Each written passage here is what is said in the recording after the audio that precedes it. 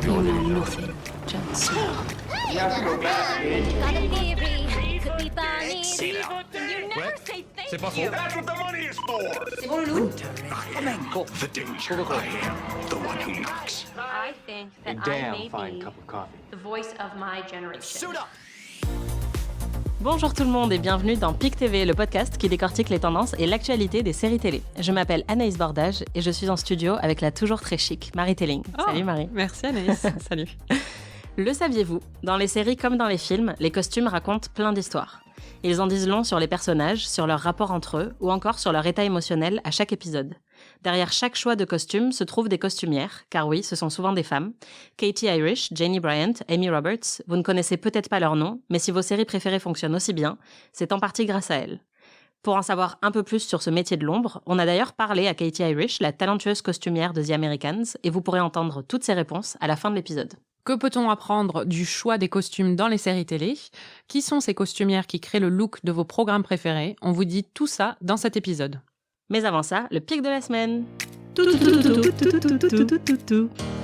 Marie, c'est quoi ton pic ? Mon pic cette semaine, c'est un pic de frustration et aussi un peu d'impatience. Frustration parce qu'en fait, ça fait 1 an et demi qu'HBO Max a annoncé qu'ils allaient adapter le roman Station Eleven en série. Et ça fait 1 an et demi que j'attends cette série avec impatience. Station Eleven, c'est un excellent roman d'Emily St. John Mandel, qui est une écrivaine canadienne. Et le roman est sur une pandémie de grippe qui dévaste la planète entière en 2 semaines à peine. Donc c'est un sujet super fun de nos jours. C'est aussi sur le quotidien des survivants 20 ans plus tard. Ce qui est assez ironique, bien entendu, c'est que le tournage de la série a été interrompu par notre pandémie à nous. Mais ça ne m'empêche pas d'espérer pouvoir enfin voir la série cette année. Le sujet est très télégénique et le casting ultra enthousiasmant, avec notamment Mackenzie Davis et Gaël Garcia Bernal. Donc je croise les doigts pour sa sortie en 2021. Et toi, Anaïs, c'est quoi ton pic ? Alors, mon pic de la semaine, c'est les fesses de Ross Geller. Oh là là. Vous le savez sans doute, mais en ce moment, on regarde Friends dans notre podcast Amis. Et j'ai développé un petit crush inattendu sur Ross que je trouve vraiment drôle et vraiment mignon. Inattendu et très perturbant, quoi. Ouais, voilà. Et dans la saison 3, j'ai réalisé qu'il a des fesses sublimes. On dirait 2 belles pêches bien souples et juteuses, prêtes à être dévorées. Et ça se voit pas tout le temps parce qu'il porte souvent des pulls très longs et très larges, donc il cache bien son jeu, le petit Ross. Mais maintenant que j'ai remarqué, je vois que ça à chaque fois qu'il est à l'écran.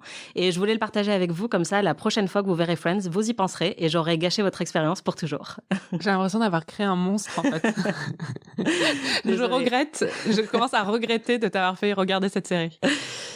Sans transition, on passe au sujet de la semaine, l'importance des costumes dans les séries. Les costumes, il y en a dans toutes les séries. Dès qu'il y a une série avec un budget ou un film avec un budget, il y a une costumière qui est là. Et on pense souvent, une des idées reçues sur les costumes, c'est que les costumes ne sont là que dans les films à costumes ou les films d'époque ou les séries d'époque. Mais même dans les séries contemporaines, en fait, dès qu'on voit un acteur dans une série, sa tenue a été pensée, a été conceptualisée par quelqu'un dont c'était le rôle de faire ça. C'est pas un hasard. Et les acteurs ne viennent pas habillés dans leurs habits, à eux, quoi. Voilà. Ouais, en gros, le rôle principal d'une costumière, parce que c'est souvent des femmes ou d'un costumier, c'est de trouver les tenues que les acteurs vont porter ou, dans certains cas, de carrément les confectionner, les créer de toutes pièces pour que ça corresponde vraiment à la vision qu'ils avaient. Et en gros, il faut que ça soit évidemment fait en accord avec la vision du réalisateur ou du showrunner et que ça corresponde à une palette, notamment une palette de couleurs. Donc, ils vont faire des storyboards avec des images pour s'assurer que le choix des tenues correspond à la vision vraiment de tous les autres membres de la production. Oui, et à l'atmosphère de la série, quand on voit Gossip Girl, il y a vraiment, on associe à des tenues, et quand on voit The Americans, dont on va parler avec Katie Irish après, on associe à une palette beaucoup plus sombre. Ou si vous voyez un film de Wes Anderson, évidemment, les costumes, ils ont un look très particulier qui vont évidemment être assortis au design, au décor. Donc tout ça est pensé vraiment par les métiers de l'ombre de la production. Et puis bien sûr, il y a l'aspect aussi, quand c'est des séries d'époque, il faut reproduire fidèlement les costumes de l'époque décrite, mais il y a aussi l'aspect, par exemple, social, c'est-à-dire que si la série se déroule dans un certain cercle social, il faut reproduire aussi fidèlement les costumes que ce cercle social porterait. C'est-à-dire que The Undoing, la série avec Nicole Kidman qui se passe dans un milieu très privilégié new-yorkais, les tenues ne vont pas être les mêmes que dans Shameless, qui est dans un milieu très populaire. Donc ça a vraiment son importance et il y a un vrai travail avec le réalisateur pour exécuter sa vision, en fait. Et quand il s'agit de costumes d'époque, par exemple, des costumes du 19e ou des choses comme ça, il faut avoir une maîtrise de l'histoire du costume et souvent ça implique aussi un savoir-faire technique très poussé où il va falloir créer les costumes de toutes pièces pour reproduire les costumes de cette époque. Et souvent, une idée reçue qu'on a quand on voit un film ou une série où les gens sont mal habillés, c'est qu'on va penser que le département des costumes a mal fait son travail, alors que non, en fait, c'est un choix conscient. C'est-à-dire que le rôle de ce département-là n'est pas de monter un défilé de mode où toutes les tenues seraient plus belles les unes que les autres. Il faut que ce soit en accord, encore une fois, avec la vision du réalisateur ou de la réalisatrice et en accord avec l'idée que se fait la costumière de cet univers-là. Donc, si vous voyez des personnages qui sont mal habillés, souvent, c'est parce qu'on a voulu vous montrer quelqu'un qui est mal habillé et que ça va nous dire quelque chose de ce personnage. Oui, il y avait par exemple la série Girls où Anna, la personnage principale, est toujours un peu mal fagotée et surtout, ses tenues ne sont pas à sa taille, en fait. Et ça, c'était voulu et c'était volontaire et ça voulait dire quelque chose sur le personnage et sur la façon dont elle s'habille et dont elle présente son corps au monde aussi. Et la façon dont Shoshana est habillée aussi, elle est tout le temps dans des couleurs criardes et des tenues un peu absurdes. Ça aussi, c'était voulu et la costumière l'avait dit à l'époque. Oui, parce que les costumes, ils sont surtout là, en fait, pour raconter une histoire. Au même titre que le scénario ou la mise en scène, les costumes, eux aussi, renforcent le récit, quoi. Ils renforcent le récit et ils créent une identité visuelle pour les personnages. La première chose qu'on va voir souvent sur un personnage, avant même qu'il parle, qu'il ouvre la bouche, c'est la façon dont il se présente au monde et la façon dont il est habillé, il ou elle. Et donc, ça va nous donner des informations, souvent des informations qu'on va pas forcément enregistrer de façon consciente, en fait. Mais notre subconscient va se dire, il porte des vêtements froissés, ça veut dire quelque chose sur ce personnage. Ou bien, il est habillé de façon modeste dans un environnement qui, lui, ne l'est pas, ça veut dire autre chose sur ce personnage. Cette femme est habillée de façon sexy ou de façon voyante, ça va vouloir dire quelque chose sur son personnage. Donc, c'est très important et c'est vraiment les premières infos qu'on va avoir. Oui, par exemple, le cousin Greg dans Succession qui a un peu des costumes pas à sa taille. Au début, ça montre qu'il n'est pas du tout à sa place dans l'univers dans lequel il atterrit. Ou par exemple, une femme fatale dans un film noir, avant même qu'elle ait prononcé le moindre mot, et en plus, généralement, elle parle pas beaucoup, mais on voit qu'elles ont des longues robes hyper sexy et ça nous dit tout de suite, c'est une femme fatale, quoi. C'est un raccourci. En fait, un bon costume va indiquer si un personnage est à sa place ou s'il jure avec son environnement, s'il se démarque des autres ou par exemple s'il a choisi une tenue très voyante, peut-être que ça nous dit quelque chose sur sa psychologie, qu'il a envie de se faire remarquer ou que c'est quelqu'un qui est passionné par la mode. Enfin, vraiment, ça nous donne plein d'informations sur le caractère du personnage. Souvent, ça peut raconter une histoire carrément. Par exemple, maintenant, tu es une experte de Friends. La première scène de Friends où on voit Rachel qui arrive, Jennifer Aniston, c'est Ross qui dit « je veux me remarier » et Rachel arrive en robe de mariée. Et là, d'un coup, la robe de mariée, mais qu'est-ce que ça signifie ? C'est qu'on la voit de suite comme l'idéal de Ross. Et donc, la relation qu'ils vont avoir est établie dès la première image de Rachel dans cette robe, rien que par le costume, en fait, avant même qu'elle ouvre la bouche. Ouais, c'est clair. En gros, c'est ce qu'il faut vraiment retenir, c'est qu'un costume, c'est un raccourci visuel qui va nous donner plein d'informations de manière discrète mais très efficace. Comme tu le disais, ça fonctionne vraiment au niveau du subconscient et c'est pour ça que, par exemple, on va retrouver la même chose avec les coiffures. On a souvent une brune et une blonde dans des séries ou dans des films.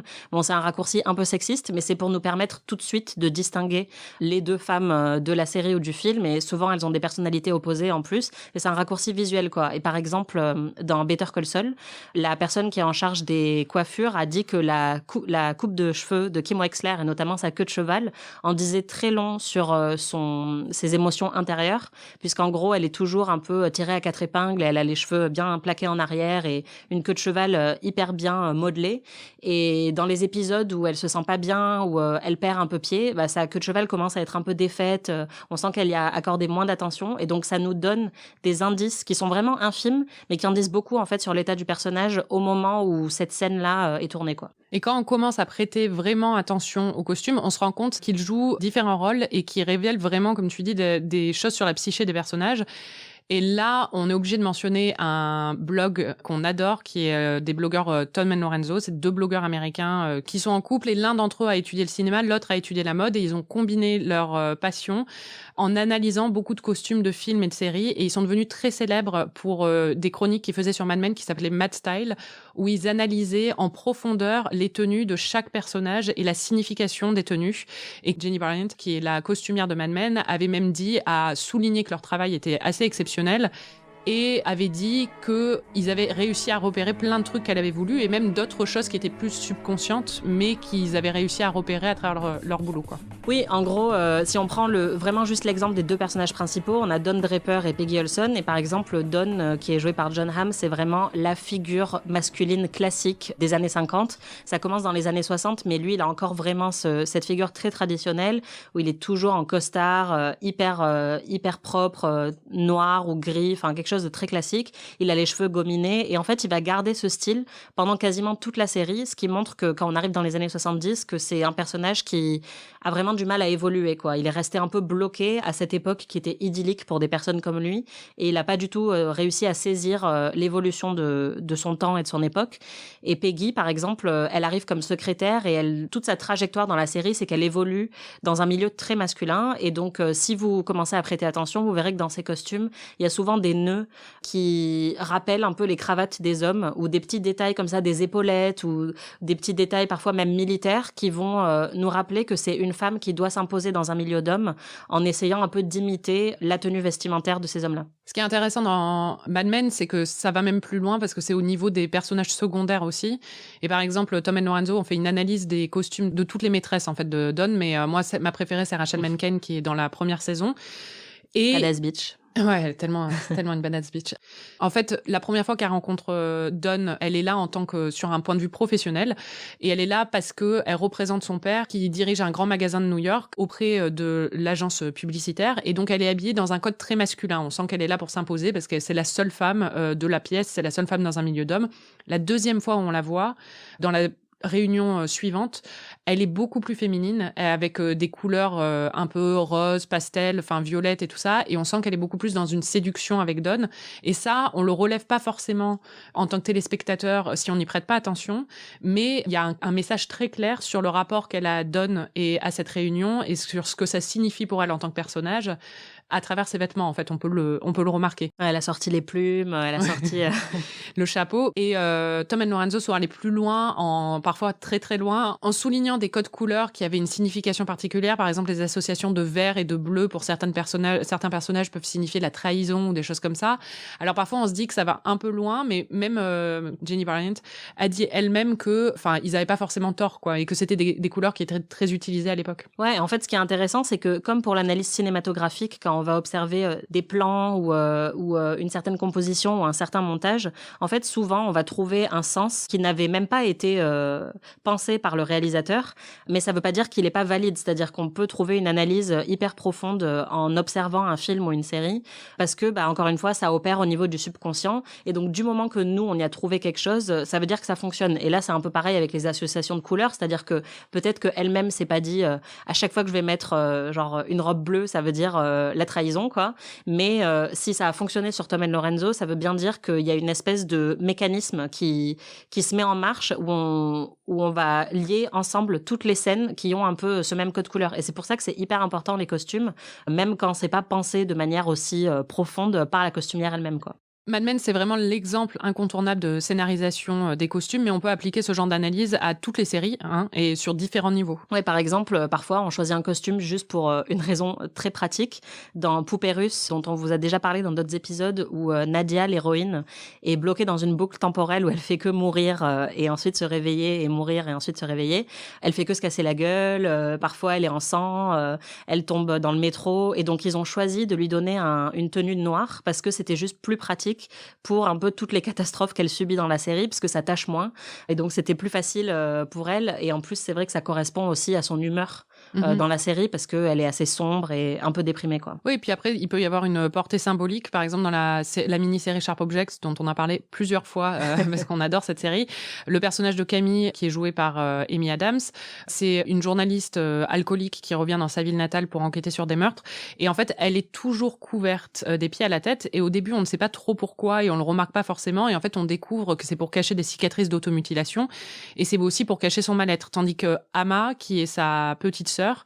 Elle a une personnalité très ambivalente et on le voit clairement à travers ses costumes où elle représente à la fois deux identités féminines très distinctes. D'un côté, la Vierge et la putain, c'est-à-dire qu'elle s'habille comme une petite fille un peu très sage et idyllique quand elle est avec sa mère, avec des robes à col Claudine et tout. Et tandis que quand sa mère n'est pas là et qu'elle se balade dans la ville, elle est en tenue très très courte pour une jeune fille de son âge qui a 15-16 ans. Ouais, et en fait, ça illustrait vraiment, enfin, ça vient renforcer le propos de Jean-Marc Vallée, puisque l'idée, c'était très clairement de faire une critique avec cette mini-série sur les codes féminins très restrictifs, en fait, les cases dans lesquelles on doit rentrer en tant que femme. Et donc là, elle représente un peu ces deux opposés qui nous enferment un peu, parce que tu sois vierge ou putain, en vrai, tu peux pas gagner.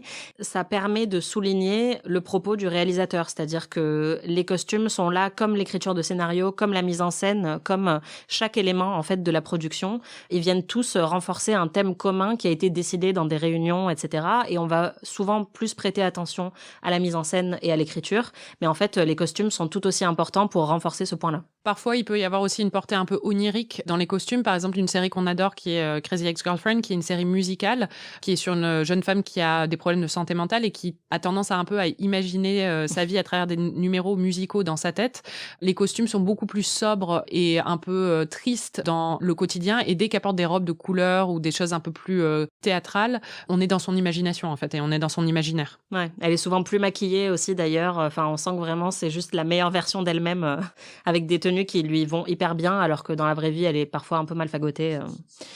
Après, un costume, c'est aussi souvent un indicateur de temps. Parce que si, par exemple, dans Poupée russe, Nadia fait que se casser la gueule et déchirer son costume, etc., ça montre que du temps a passé. Enfin, par exemple, dans Piège de cristal, on voit la tenue qui se détériore au fil du film parce que ça montre que le temps est en train de passer et que la situation est en train de devenir de plus en plus tendue, quoi. Non, mais à un moment, dans Die Hard, moi, j'ai jamais compris parce que son Marcel est blanc au tout début et après, il est marron, mais marron uniforme et marron foncé au bout de 15 minutes et je sais qu'il vit des trucs difficiles, mais c'est pas crédible, quoi. Ouais, tu sens qu'il a vraiment passé une journée de merde, quoi. Ouais.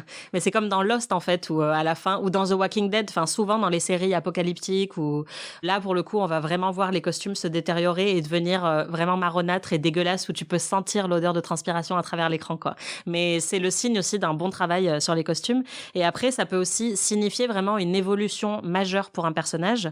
Par exemple, quand Walter, dans Breaking Bad, se rase le crâne et qu'il adopte le fameux chapeau de Heisenberg, ça marque son changement d'identité et d'ailleurs il se fait appeler Heisenberg à partir de là et c'est un vrai tournant dans la série et c'est un moment iconique en termes de costume et aussi en termes de narration. Comme on disait tout à l'heure, il y a aussi un aspect historique dans les costumes, mais là aussi, ça veut pas dire qu'il n'y ait pas de décision éditoriale. C'est-à-dire que c'est pas parce qu'une série se déroule à l'époque de la Régence, qui est l'époque où tous les films, par exemple, de Jane Austen, enfin pas les films de Jane Austen, les adaptations de romans de Jane Austen. La fameuse cinéaste Jane Austen, voilà, se déroulent. C'est pas pour autant qu'il n'y a pas de décision éditoriale par rapport à ça et scénaristique. Et par exemple, la série La Chronique des Bridgerton qui vient de sortir sur Netflix, il y a un choix très très clair au niveau des costumes où ils ont adopté les codes de la Régence avec la taille empire qui était très célèbre à l'époque, mais les couleurs sont beaucoup beaucoup plus vives et il y a un espèce d'anachronisme à travers les costumes qui nous indique, bon déjà que c'est une série Netflix, mais aussi déjà que c'est de la merde, mais aussi que ils ont essayé de faire quelque chose et dès qu'on voit en fait la bande-annonce, on comprend que c'est pas censé être une série comme une autre, quoi. Enfin que c'est pas censé être une autre série en costume, même si ça vaudrait peut-être mieux. Et en plus, même dans la série, après, je lisais une interview de la costumière qui explique que il y a une famille qui est censée être plus nouveau riche et moins acceptée par le cercle des aristos de la série. Elle est habillée en couleur criarde, tandis que la famille plus aristocrate est plus bon chic, bon genre, avec les enfants, où les enfants sont tous beaux, sont tous dans des couleurs pastel. Donc même à l'intérieur de la série, il y a ces codes. Et c'est pas parce que on est restreint par des codes d'époque qu'on ne peut pas justement prendre des libertés à travers ce qu'on dit sur un personnage ou un autre dans le design en fait des costumes. Oui, d'ailleurs, ça correspond bien aux propos un peu colorblind de la série, bon, même s'il a été un peu critiqué, mais en gros, tout de suite, les costumes indiquent que on est dans un univers qui est pas vraiment réaliste, quoi, oui, et qui est un peu éloigné de l'histoire telle qu'on la connaît. Et après, par exemple, on a un peu l'extrême opposé qui est The Crown, où là, pour le coup, c'est quasiment de la docu-fiction, puisqu'on se base vraiment sur l'histoire de la royauté. Mais la famille royale veut que vous sachiez que ça n'est pas de la docu-fiction. Ouais, voilà, c'est ça. C'est de la fiction. Mais la difficulté, entre guillemets, avec The Crown, c'est que la plupart des tenues, en tout cas publiques de la reine et de tous les autres personnages, sont connues. Il y a des photographies, il y a des archives qu'on peut retrouver, et du coup, il y a souvent des articles qui vont comparer en fait la tenue dans la série et la vraie tenue qu'a portée Charles ou Diana. Et on va avoir tendance peut-être à critiquer quand c'est pas une copie conforme, alors que là encore, même s'il y a un effort de reproduction beaucoup plus sérieux, on va dire, que dans Bridgerton, la costumière, donc Amy Roberts, fait quand même aussi un choix de mettre l'emphase sur certains détails ou de changer la couleur d'un pull, c'est-à-dire que la coupe va être exactement la même, mais elle va changer la couleur pour que ça corresponde au ton de la photo de la scène. Elle va toujours un peu modifier des petits trucs. Et par exemple, la tenue de mariée de Diana ou la robe de mariée de la reine ressemble énormément aux vraies robes de mariée qu'elles ont portées, mais si vous comparez, il y a quand même des petits détails, et ça aussi, ça a été rajouté parce que parfois, juste ça passe mieux à la télé dans une série, parfois parce que c'était impossible techniquement de recréer une copie identique, donc on va s'adapter un peu avec les matériaux qu'on a et la technique qu'on a aujourd'hui. Donc il y a toujours plein de raisons, mais c'est pas parce que la costumière a mal fait son travail en fait que la tenue va pas ressembler exactement à la vraie tenue. C'est un vrai choix et c'est un vrai travail d'adapter tout le temps un peu à la réalité du métier, les vêtements, quoi. Et avant de passer à l'interview de Katie Irish, on peut pas parler de costumes dans les séries sans parler de la série la plus gros budget de ces dernières années et celle qui a vraiment mis l'accent sur les costumes aussi, c'est Game of Thrones. Game of Thrones. Où pour le coup, en fait, il y a vraiment eu des histoires qui ont été racontées à travers certains costumes. Par exemple, le moment où Cersei sort dans sa robe noire, un peu en écaille, ça annonce vraiment un tournant martial, sombre et sans pitié pour le personnage. Au moment où elle crame toute la ville. Oui. Spoiler. Il y a aussi les tresses de Daenerys. Ça a été souligné par beaucoup de gens sur Internet sur le fait que sa coiffure devient de plus en plus complexe. Elle a de plus en plus de tresses à mesure qu'elle devient de plus en plus puissante. Et il y a aussi, bien sûr, le personnage de Sansa qui, elle, au début de la série, commence avec des costumes très féminins parce qu'elle veut justement, elle est dans cette espèce d'idéal de la princesse, elle veut épouser son prince. Et au fur et à mesure de la série et de tous les traumatismes qui vont lui arriver, elle masculinise de plus en plus sa garde-robe, mais surtout, elle adopte de plus en plus les codes du Nord dont elle est originaire et qu'elle reniait un peu au début, jusqu'à la fin à avoir vraiment des tenues qui sont très sombres, très sobres et avec beaucoup de références au loup des Stark. Et on sent vraiment que c'est comme ça qu'elle a un peu, qu'elle s'est réapproprié son corps et son identité à travers ses costumes. Et c'est très très clair là-dedans et on la voit même coudre elle-même et broder elle-même ses robes et ses tenues parce qu'on sent que c'est très volontaire pour elle de faire passer ce message à travers sa tenue. Ouais, là c'est un exemple de développement un peu méta où en fait là le costume prend même une place centrale dans l'intrigue puisque elle-même se met à fabriquer ses propres costumes pour montrer un peu sa prise d'autonomie, quoi. Ouais, elle a un makeover. Ouais. Et ça lui va très très bien.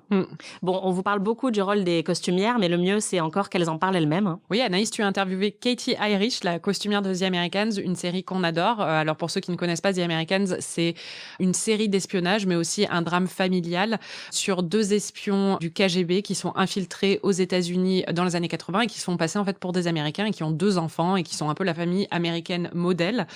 Sauf qu'ils sont russes. Sauf qu'ils sont russes et qu'ils espionnent. Et c'est une excellente série. Si vous l'avez pas vue, vraiment, vous devriez. Personnellement, vraiment, la garde-robe d'Elizabeth Jennings est ma garde-robe idéale. Donc vraiment, j'étais très enthousiaste de découvrir ce que Katie Irish allait te dire. Et c'est disponible sur Amazon et Canal+. En France. Oui, et donc Katie Irish m'a parlé notamment de l'attention méticuleuse qu'elle accorde à chaque personnage, et notamment le personnage d'Elisabeth, puisque effectivement c'est un peu une contradiction ambulante. Elle est communiste, soviétique et donc anticapitaliste, mais en même temps elle adore la mode, elle est toujours trop bien sapée. Donc j'ai demandé à Katie Irish comment elle avait mis ça en avant dans les tenues d'Elisabeth. Elisabeth, comme vous l'avez fait remarquer, n'a jamais eu ces tenues flamboyantes que l'on associe avec les années 80. Et même dans la saison 6, où l'on a commencé à lui faire porter des épaulettes, ces dernières étaient toujours plus atténuées. Nous avons toujours fait en sorte qu'Elisabeth porte des coupes très classiques, très élégantes et raffinées, sans jamais aller vers un extrême trop extravagant, ou même trop branché pour la période. Il y avait une très bonne scène où Philippe parle à Elisabeth après qu'elle lui a reproché d'apprécier un peu trop leur confort de vie américain. Il lui rappelle qu'elle aussi en profite bien. Et on peut la voir se tenir debout devant son placard, avec ses magnifiques chemisiers en soie et ses magnifiques bottes en cuir et ses manteaux, tous ces vêtements auxquels elle n'avait pas accès en URSS. Il y a Elisabeth, mais il y a aussi Philippe, son mari, qui est très tiraillé par son métier et qui sombre de plus en plus dans la dépression au fil de la série. Et Katie Harish t'a expliqué que ça se voit aussi à travers ses tenues. Au départ, il portait de très beaux costumes. Et en contraste avec Elisabeth, je poussais beaucoup le bouchon avec ses vêtements à lui, avec beaucoup de mélange de motifs et des tenues que l'on aurait pu voir dans un magazine de mode de l'époque. Alors qu'il commence à sombrer et que l'histoire change, on voit tout ça se relâcher un petit peu. On voit sa palette de couleurs s'assombrir de manière significative, les textures de ses vêtements deviennent plus rêches et d'inspiration plus soviétique, et on le voit revenir de plus en plus à une identité visuelle soviétique. Dans The Americans, comme les personnages sont des espions, ils ont de nombreuses couvertures et changent d'identité et donc de déguisement plusieurs fois par épisode. Et Katie Harish nous a dit qu'elle accordait autant d'attention à ces couvertures, même celles que l'on ne voit qu'un quart de seconde à l'écran, ce que je trouve assez extraordinaire, vous allez l'entendre. Dans le premier épisode de la dernière saison, dans le montage d'ouverture, Elisabeth enchaîne 12 déguisements différents en 2 minutes. Et pour chacune de ces couvertures, je me posais toujours la même question. Qui sont ces gens ? Je sais qu'ils ne seront à l'écran parfois que 20 secondes, voire moins. Mais si vous pouvez me dire que c'est une mère célibataire qui a 2 boulots et qui prend des cours du soir, ça y est. Je comprends qui est cette femme et comment elle s'habille. Alors que si vous me dites juste « c'est la femme qui se tient debout à côté du stand de journaux », je ne sais pas qui est cette personne. Et j'ai besoin que cela soit concret pour le téléspectateur. D'ailleurs, je me suis demandé quel était le quotidien d'une costumière, comment se déroule la préparation d'un épisode et la conception des costumes, et vous allez le voir, il y a vraiment beaucoup d'étapes auxquelles on ne pense pas forcément. La première chose à faire est de lire le script une première fois. Puis je le lis une deuxième fois avec un stylo à la main, et je commence à prendre des notes concernant la logistique. Par exemple, tel personnage va saigner, ce qui est important à savoir pour nous. Ensuite, je commence à comprendre qui sont ces gens, si on ne les a pas encore rencontrés, et si on les connaît déjà, où en sont-ils dans leur trajectoire. On a eu beaucoup de chance car au fil des saisons, on recevait les scripts de plus en plus tôt. Donc à la fin, j'ai eu l'opportunité de planifier tout l'arc de la saison au lieu d'aller d'épisode en épisode. Par exemple, est-ce que Philippe commence à sombrer intérieurement ou est-ce qu'il profite encore des excès du capitalisme ? Où en est-on dans sa trajectoire ? Et puis, on commence à créer des tableaux d'inspiration avec nos recherches. Car je crois beaucoup à la recherche, y compris pour les séries modernes. J'ai pris tout à l'heure l'exemple d'un jean noir et d'un t-shirt. Mais un jean de couturier et un t-shirt à 300 €, c'est très différent d'un t-shirt et d'un jean qui ont 6 ans et qui sont usés. Je veux toujours avoir des visuels à présenter aux réalisateurs et aux showrunners pour leur montrer à quoi je pense. Ensuite, on fait énormément de réunions. On a une première lecture où l'on parle conceptuellement avec le réalisateur des thèmes récurrents dans l'épisode.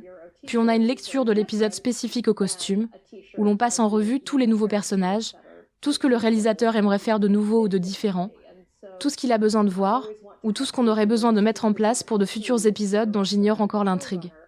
Et ensuite, on commence les essayages. On essaie beaucoup de vêtements, on prend beaucoup de photos, et on les envoie pour avoir du feedback. Et tout ça se passe pendant qu'on tourne un autre épisode. C'est vrai que la difficulté avec The Americans, comme elle le mentionne, en fait, c'est qu'il y a souvent des scènes d'action avec des cascades et du sang. Et ça pose pas mal de défis, surtout avec des costumes d'époque, en fait. Typiquement, dans une série d'époque, j'aime utiliser autant que possible des vêtements de la période en question. Donc je passe par des boutiques vintage, des fripes, des vides-greniers, eBay, Etsy, tout ce qu'on peut pour avoir des vêtements de cette période. Mais quand on a une scène de cascade, et c'était souvent le cas dans The Americans, on a souvent besoin de plusieurs exemplaires. Admettons que le réalisateur veut tourner la séquence 4 fois, j'ai besoin de 4 exemplaires. Et souvent, on a une doublure, donc j'ai besoin de recréer la tenue à l'identique pour une autre personne. Dans le meilleur des cas, j'ai souvent besoin de 2 tenues complètes pour l'acteur principal et 2 tenues complètes pour la doublure. Dans le pire des cas, j'ai besoin de 8 tenues identiques. Et quand on travaille avec des tenues d'époque, cela rajoute un défi supplémentaire. C'est pourquoi nous avons un tailleur sur le tournage. On a le vêtement original, on regarde comment il a été cousu et avec quel tissu, et ensuite on le reproduit de la manière la plus fidèle possible. Et enfin, avant de nous quitter, Katie Harish nous a quand même un peu parlé de la façon dont la pandémie a chamboulé son métier dernièrement, puisque je lui ai demandé quel était le plus gros défi qu'elle avait dû relever dans sa vie professionnelle, et elle nous a dit que le plus gros défi, c'était maintenant, en fait. Honnêtement, c'est le fait d'essayer de travailler à distance actuellement. Je fais des essayages virtuels pour une série dont le tournage a été interrompu en mars, et j'ai une super équipe et les acteurs sont fantastiques, mais je suis assise devant mon ordinateur à leur dire « Est-ce que tu peux te rapprocher ? Je ne peux pas voir. » C'est un nouveau défi pour moi et une nouvelle manière de travailler. Et être une costumière pour moi, c'est un métier très tactile. J'ai envie de toucher les tissus, de voir comment ça tombe sur les corps, d'utiliser mes mains pour tenter des choses, voir ce qui me plaît, et je ne peux pas faire ça en ce moment. C'est une restriction intéressante et compliquée à gérer. On espère qu'avec cet épisode, la prochaine fois que vous allez regarder une série, vous allez prêter attention aux costumes et un peu voir les significations qu'il y a dedans. Et d'ailleurs, si vous remarquez des choses intéressantes dans vos séries préférées, n'hésitez pas à nous envoyer des messages pour nous le dire sur les réseaux sociaux. Et si vous avez envie d'en savoir plus sur le métier de costumière et sur les coulisses de The Americans, vous pouvez trouver l'intégralité de notre interview avec la costumière Katie Irish dans un article spécial sur slate.fr. Donc on vous donne des devoirs pour Exactement. le prochain épisode. Analyse de costumes, devoirs sur table, et on attend J'ai avec trop hâte, impatience vos copies. C'était PIC TV, merci Marie. Merci Anaïs. Merci à Katie Irish d'avoir répondu à nos questions. Et encore, merci à vous, chères auditrices, chers auditeurs, de nous avoir écoutés. Vous pouvez retrouver tous nos épisodes sur slate.fr ou sur votre appli de podcast préféré. On se retrouve dans 15 jours avec un nouvel épisode. En attendant, si vous avez aimé ce podcast, n'hésitez pas à nous mettre 5 étoiles. Salut, salut!